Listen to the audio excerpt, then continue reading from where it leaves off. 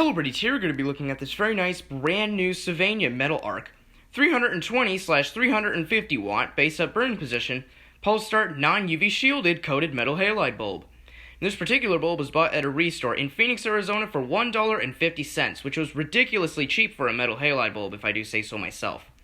So anyways, now let's go ahead, not waste any more time here, and read the lamp etch and see what makes up this Sylvania MetalArc metal halide bulb. So here is the lamp etch of this metal halide bulb. As you can see, it's a little bit different since this bulb is pretty new. It was manufactured, however, in September of 2014, according to the numbers printed on the base of the bulb, which is right down there.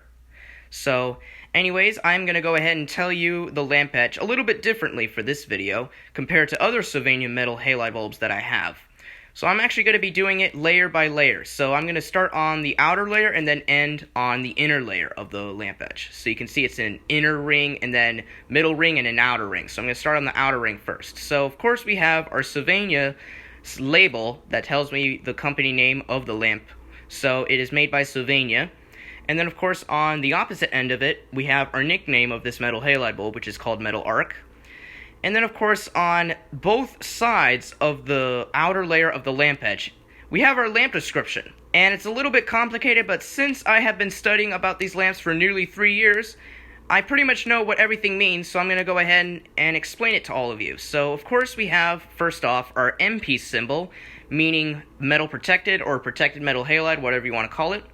And then, of course, we have our 320/350. That tells me that this lamp can be compatible with M132/M154 ballasts and also M131 ballasts as well. So there are two ballasts that you can operate this lamp on. So pretty cool if you ask me. I've never seen a dual wattage metal halide bulb in my life. So this is probably my first one, which is really cool.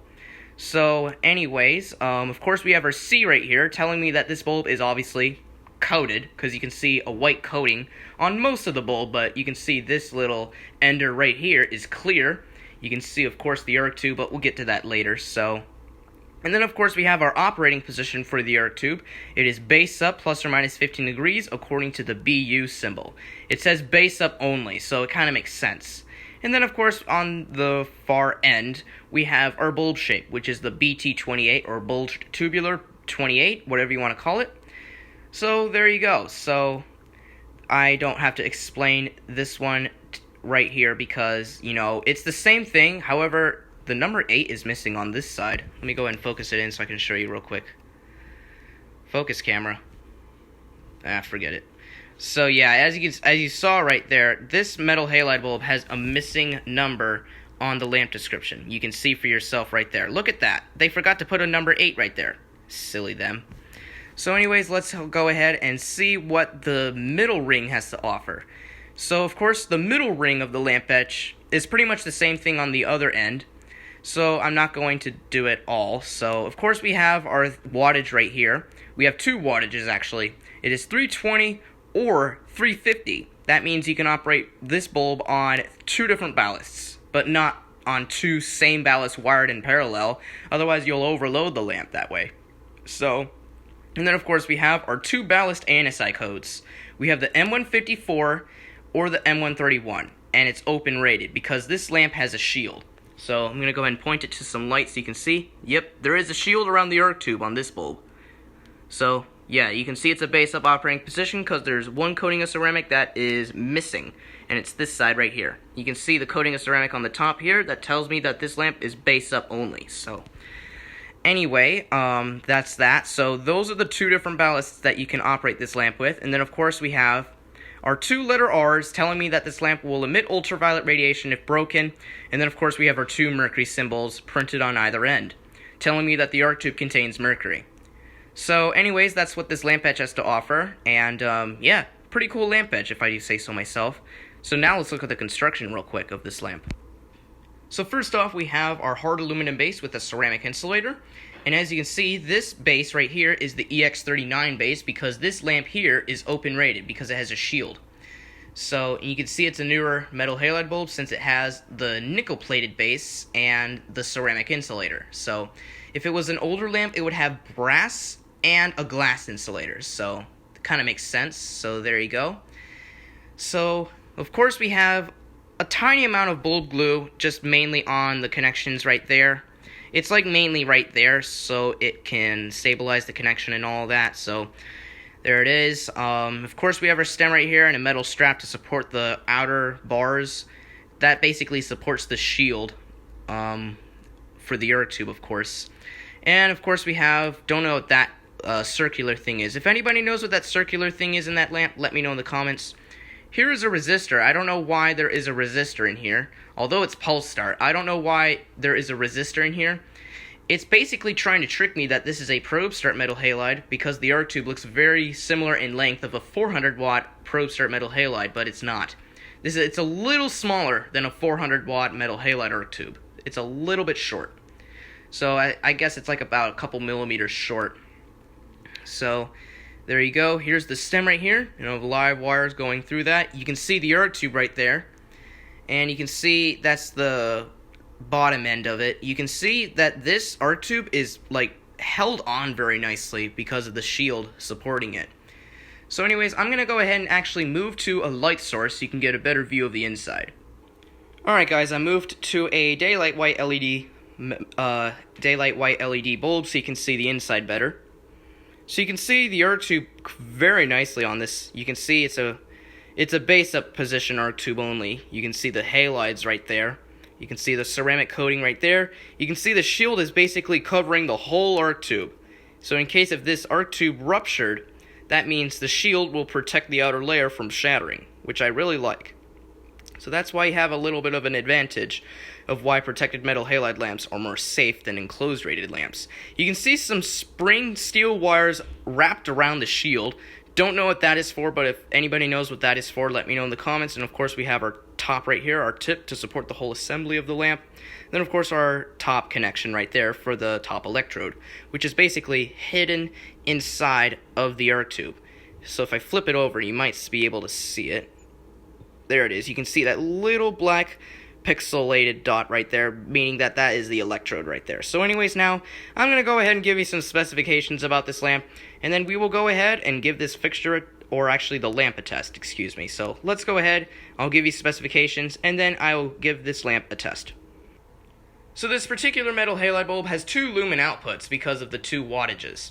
If it's on 320, it produces 30,000 lumens, but if it's on 350, it produces 34,500 lumens. The lifetime on the lamps are both the same depending on what wattage you use, if you want to overload it or, you know, underload it. So the lifetime on the lamp, I believe, is like 20,000 hours, which is really good. And the color temperature of this bulb here is 3800K or neutral white. So anyway, I don't know if the neutral white seems accurate enough. It might be 4100 Kelvin or 4200K, so I might put 4200K in the lamp description or my information about the lamp. So anyway, the CRI of this lamp is 60. I think it's actually 70. It's a better lamp because it's coated. So anyways, now I'm going to go ahead and, since I don't have anything else in mind to say, I'm going to go ahead and give this fixture, or actually the lamp, a test in this little test fixture right here. So anyways, I'll be right back once I screw in the lamp. Alright guys, the lamp is in my test fixture right now, and the reason why there's a plasma ball right behind the lamp is because sometimes the lamp doesn't turn on its own because of possibly the igniter going bad. So the plasma ball is there to make it turn on. So anyways, I'm going to go ahead and set the camera right here so you can get a good view of the whole, just the lamp turning on, the arc tube of what I meant to say. So anyways, I'm going to set the camera like this so you can get a good view of the lamp turning on. So anyways, now enough me talking. Let's go ahead and turn on this brand new 320/350 watt metal halide pulse start lamp. Here we go.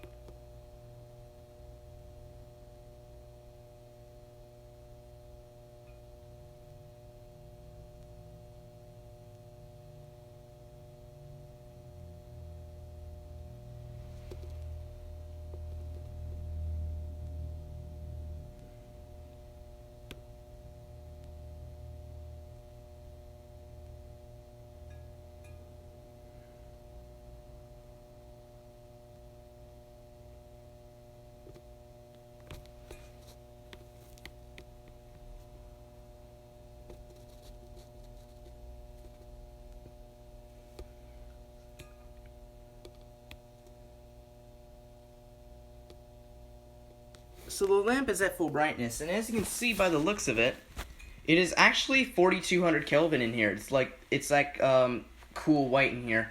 So this is what the lamp looks like when it lights up the room right here. It has a little bit of phosphor coating to reduce the amount of mercury vapor aqua green that it puts out. So it really is 4200 Kelvin in here. So anyways, I really hope you enjoyed this video of this brand new Sylvania MetalArc 320/350 watt pulse start non-UV shielded coated metal halide bulb. If you have any questions, put them in the comments below. And as always, please comment, rate, and subscribe. And thank you all very much for watching.